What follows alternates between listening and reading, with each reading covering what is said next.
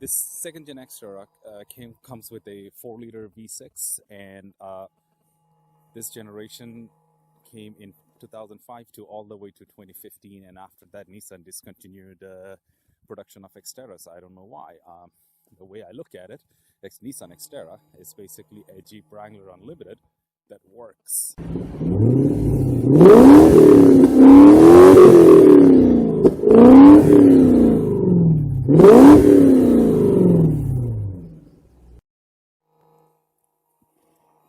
Good morning, everyone. Welcome to another episode of Car Reduction. And today, I'm going to do another buyer's guide for my Nissan Xterra. This has been my daily driver for last 2 years. In last 2 years, I did about 110,000 kilometers. I drive it every day for my work. It takes me from point A to point B.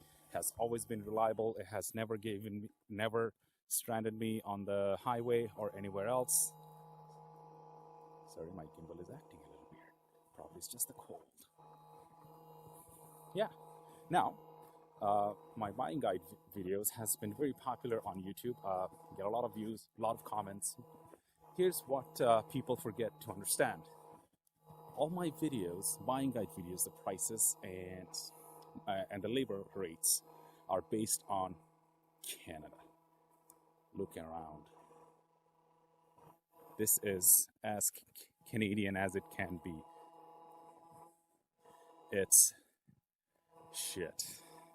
For people who doesn't know where Canada is, we are the North. For people who don't know what Canada is the land of the free. Our national bird is a duck, goose. We have maple syrup. We have the sexiest prime minister ever.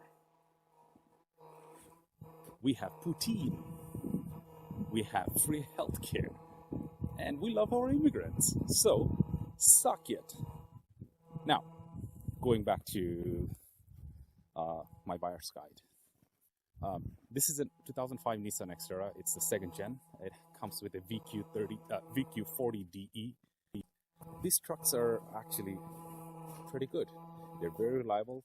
They do the job that they're designed to do.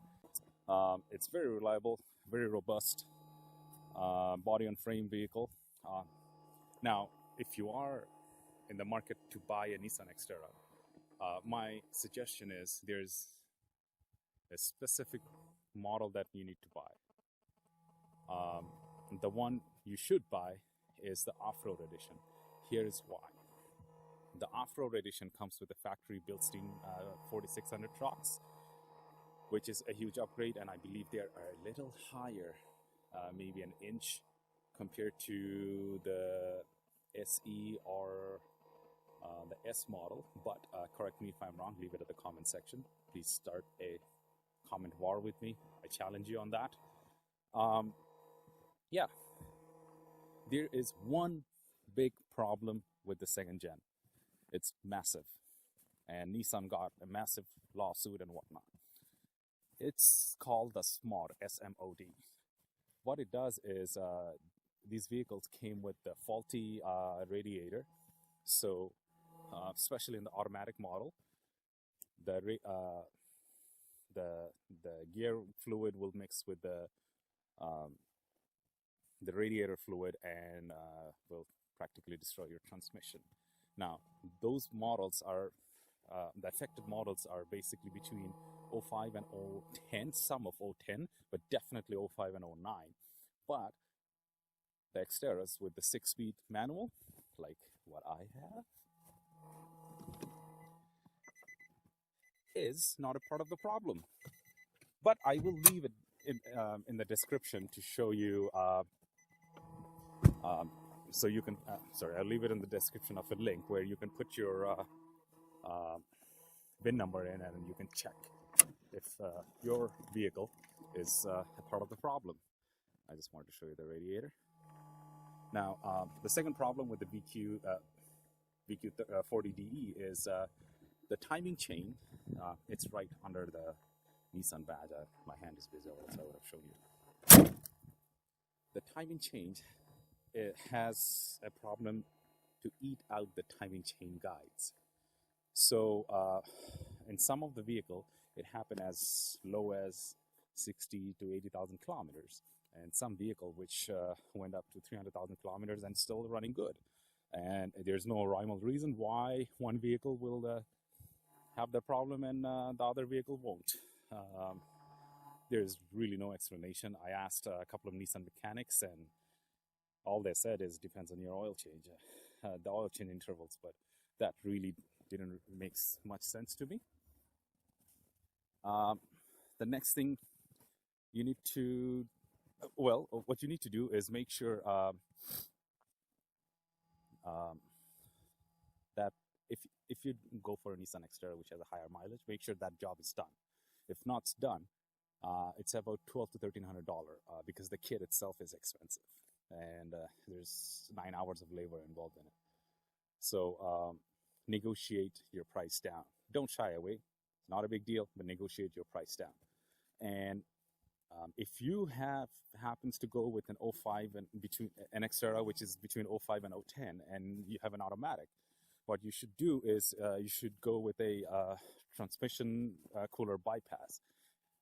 It's basically $120 or maybe $150 mod. You can do it yourself if you're a little handy, and it's just an external transmission radiator, so your transmission fluid goes through a different radiator than your engine radiators, and solves you the problem.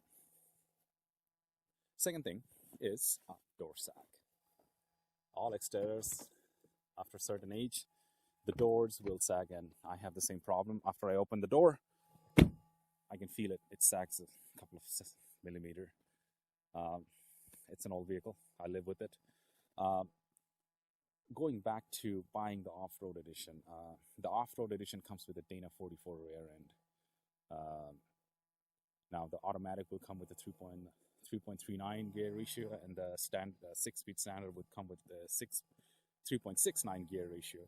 And I believe you should go for the 3.69 gear ratio, because the higher the gear ratio, the better you're going to be in off-road situation, or in situation like today where I am. If you see, this place is horrible. And I drove through this. It's about 3 feet of snow. It's hard to walk in it. That 3 feet of snow. You can only do that when you have the Dana rear end. And also the Dana rear end will come with a electronic locker, which is very important in this vehicle. Now, the other thing you need to know is when you are checking the vehicle, try to go to a surface which has less traction. Let's say it's a surface like this, or on top of a grass. And then you should try engaging the lower range gearbox. The way you do it is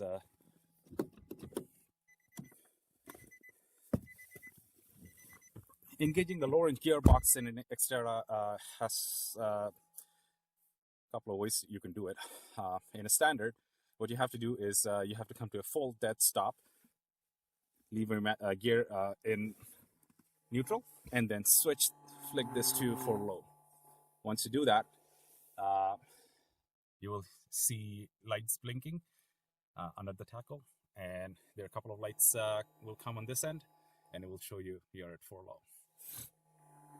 On an automatic, you come to a dead stop, select your gear to a neutral, and flick that. The purpose of the test is to see if your for low works. Once you are in for low, you should have a friend standing outside and try to floor it, because you try to skid all the 4 wheels. If it does, that means the for low is working. It's very important to do that. Now, the other problem with the for low is don't do any sharp movement with the steering. Let's say, sharp turns with the for low, because it does affect the gearbox. As long as you're somewhere straight, you're fine. Another thing I will tell you that the rear suspension of a Nissan Xterra, unlike a lot of other vehicles, let's see if I can go under it. It's leaf spring. Okay, and the leaf spring from the factory, it's very weak. So after a couple of years, you're going to see a lot of Xterras that sags in the back. It looks like it's sitting. What I did is I went with an add a lift kit, so I put a helper spring in, and that basically raised the rear end by an inch. It's very important. If you see an Xterra that's not sitting what I have here, it's about 6 inches from the body to the tire, negotiate. Because, and again, the add a lift kit is not that expensive. I think I paid with installation about 400 bucks Canadian. Yeah, I didn't go with any old van EMU or whatnot. It's just I went to a local spring shop, and they gave me an off-the-shelf product, and it has been really good.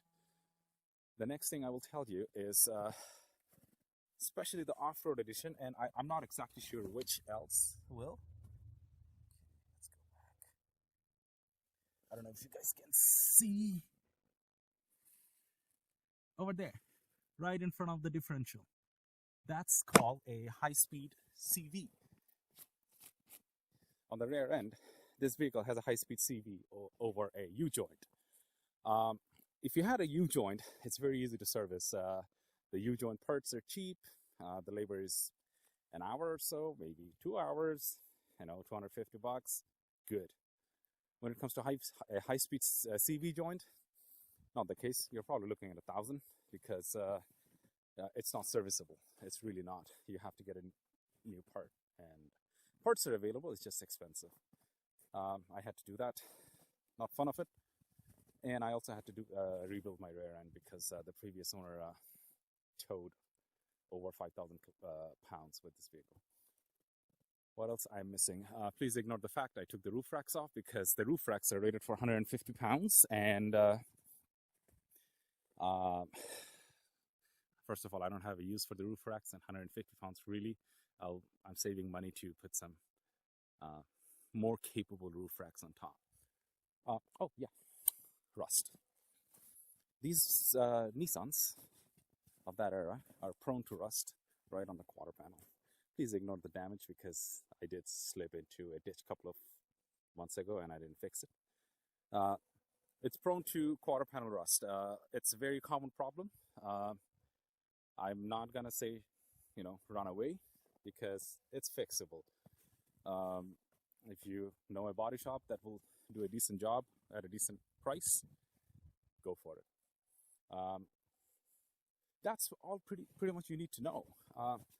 Now, the reason I keep suggesting you to buy the off-road edition with the 6-speed standard is because this is one of the best 6-speed standard I have driven in an SUV.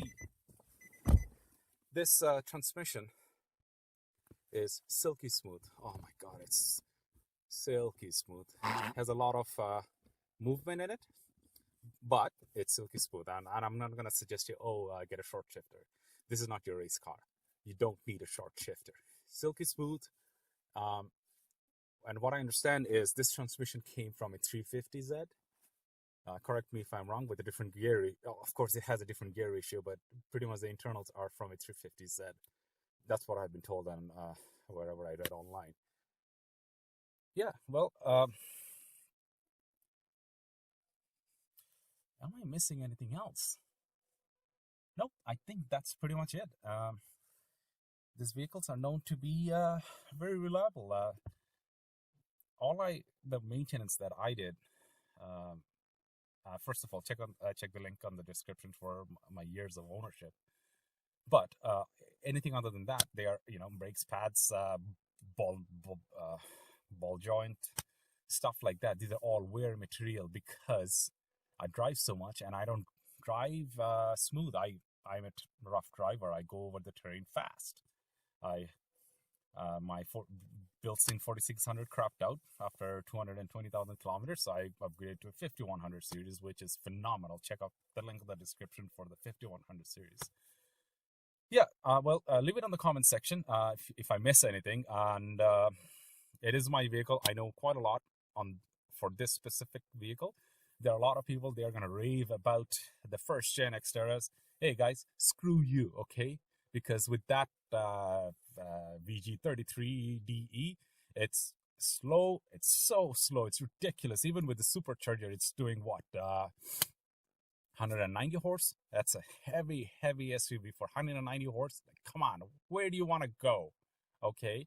And I'm going to hear a lot of people hating about, the first gen is a better off-roader. Yes, that's why I'm telling you to get the off-road edition, because it comes with a Dana 44 instead of a 200C. And the 200C is not the best axle setup for an off-road vehicle. But, you know, if you're just, you want to use it as a daily driver, yeah, that's fine.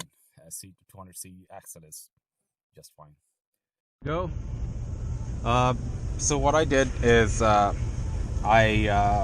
went to 4 low in manual neutral mode, and of course my speed is 0 kilometers, and I plan to charge through that 3 feet of snow. Let's see.